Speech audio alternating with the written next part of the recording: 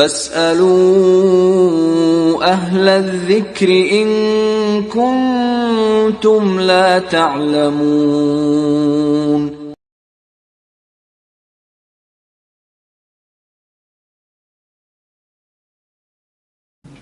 فتوح الغیب ان کی ایک مشہور کتاب ہے، جیسا کہ میں نے بتایا، اس میں انہوں نے لکھا ہے، ایک مرید کو مخاطب کرتے ہوئے، ایک شاگرد کو مخاطب کرتے ہوئے کہا علیک بتقوی اللہ ولا تخف احدا سوى اللہ ولا ترجو احدا سوى اللہ.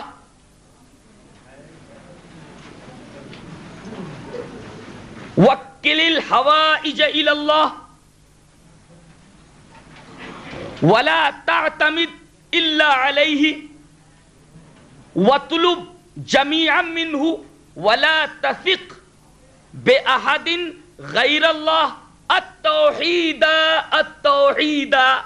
یہ الفاظ فتوح الغیب کے ہیں. ترجمہ کیا ہے؟ حضرت اپنے شاگرد کو نصیحت کرتے ہوئے کہتے ہیں علیک بتقوی اللہ، تیرے اوپر اللہ کا تقوی لازم ہے. اللہ اکبر. فتوح الغیب کی عبارت ہے. جیسے انبیاء نے کیا کہا؟ کذبت قوم نوح المرسلین اذ قال لهم اخوهم نوح لا تتقون انی لکم رسول امین فاتقوا اللہ واطیعون. تمام انبیاء کرام نے یہ کہا فتقوا اللہ. یہ تقوی سے بات شروع کر رہے ہیں. علیک بتقوی اللہ، اللہ تبارک و تعالیٰ کا تقوی اختیار کر. جلوت میں ہو تو اللہ کا تقوی، خلوت میں ہو تو اللہ کا تقوی، لین دین کر رہا ہو تو اللہ کا تقوی، اپنی خانگی زندگی میں بھی اللہ تبارک و تعالیٰ کا تقوی. علیک بتقوی اللہ، تیرے اوپر اللہ کا تقوی لازم ہے. اس کے بعد کیا فرمایا؟ ولا تخف احدا سوى اللہ، اللہ کے علاوہ کسی سے بھی نہ ڈر. یہ توحید کی تعلیم ہے. اور اللہ نے فرمایا وخافونی، مجھ سے ڈرو. دوسری تعلیم یہ دی کہ اللہ کے علاوہ کسی سے نہ ڈر. اور تیسری تعلیم ولا ترجو احدا سوى اللہ، اللہ کے علاوہ کسی سے امید مت لگا.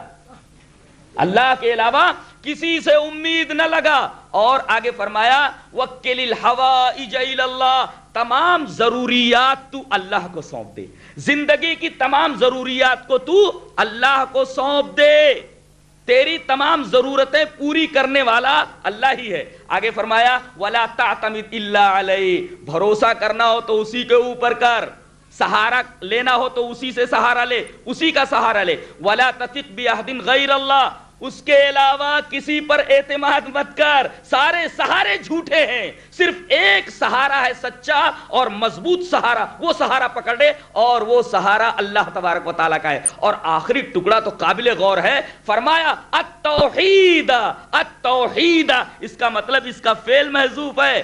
امت علی التوحید، ارے مر مٹ جا توحید کے اوپر. یا یہ کہ الزم التوحید، الزم التوحید، توحید کے اوپر مر جا، توحید کے اوپر مٹ جا. یہ تعلیم ہے حضرت شیخ عبد القادر جیلانی رحمۃ اللہ علیہ کی. پہلے تقوی کو لازم پکڑنے کے لیے کہا، پھر یہ تعلیم دی اللہ کے علاوہ کسی سے نہیں ڈرنا، اللہ کے علاوہ کسی سے امید مت لگانا، تمام ضروریات تو اللہ کو سونپ دے. اور دیکھ اللہ تبارک و تعالیٰ کے علاوہ کسی پر بھروسہ نہ کرنا. اور وطلب جمیعا منہ، تمام چیزیں اللہ سے مانگ. اللہ اکبر. یہ جملہ قابل غور ہے. تمام چیزیں صرف اور صرف اللہ تبارک و تعالیٰ سے مانگ. اور ایک جگہ فتوح الغیب کے اندر یہ جملہ بھی ہے کہ وَإِذَا رَكَنْتَ إِلَى غَيْرِ اللَّهِ فَقَدْ أَشْرَكْتَ، اگر تو اللہ کے علاوہ کسی کے سامنے جھک گیا تو تو نے شرک کیا. اللہ اکبر. یہاں تو بزرگوں کے سامنے جھک رہے ہیں، پیروں کے سامنے جھک رہے ہیں، قبروں کے سامنے جھک رہے ہیں.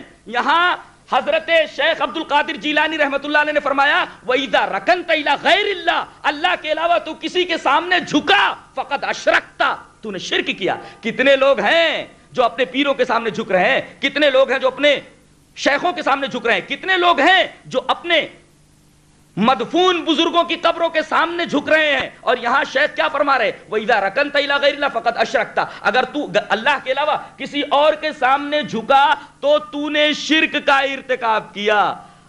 یا تو رکوع کر رہے ہیں، قیام کر رہے ہیں، جھک رہے ہیں، سجدہ کر رہے ہیں. غنیت الطالبین میں شیخ عبد القادر جیلانی رحمۃ اللہ علیہ نے یہ جملہ لکھا ہوا ہے.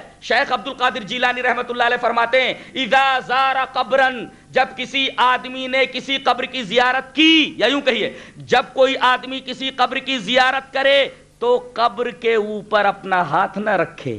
فلا یضع یدہ علیہ، ہاتھ رکھنے کی اجازت نہیں ہے. اور آگے فرمایا ولا یقبلہ، قبر کو بوسہ نہ دے، اس لیے کہ قبروں کے پاس پہنچ کر قبر پر ہاتھ لگانا اور اسی طرح قبروں کے پاس پہنچ کر قبروں کا بوسہ دینا فإنہ من عادت الیہود، یہ یہودیوں کا طریقہ ہے. اللہ اکبر. گویا کہ قبروں کو بوسہ دینا، قبروں کو پکی کرنا اور قبروں کے اوپر ہاتھ رکھنا، وہاں سجدے کرنا، وہاں قیام کرنا، وہاں رکوع کرنا، وہاں شرکی افعال و اعمال کرنا فإنہ من عادت الیہود، یہ یہودیوں کی عادت ہے، یہودیوں کا طریقہ ہے. یہ میں نہیں کہہ رہا، شیخ فرما رہے ہیں، شیخ عبد القادر جیلانی رحمت اللہ علیہ فرما رہے ہیں